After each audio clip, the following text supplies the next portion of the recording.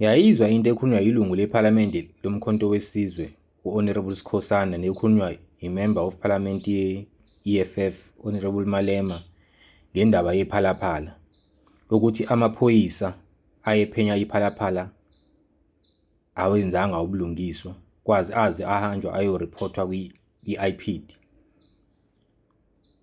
Le ndaba ngiyayizwa ukuthi bayayivusa impela, okuhle okuyinto enhle ukuthi ivuswe.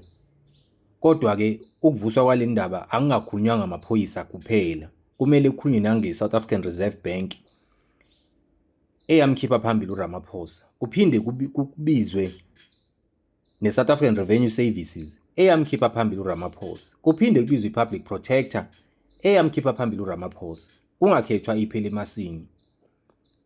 Kuphinde kukhulunywe ngendaba ye-CR17 statements asilwa inkantolo, avalwa yinkantolo ukuthi yingoba enjani uMengameli Ramaphosa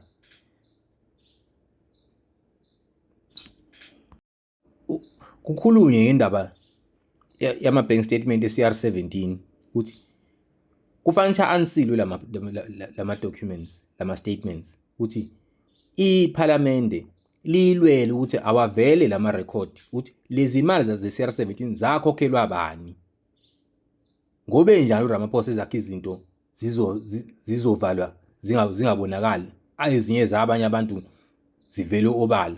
Ngobe njalo uRamaphosa lento fanele iphume obala. iPhalamende kufanele lisukume liyilwele lento.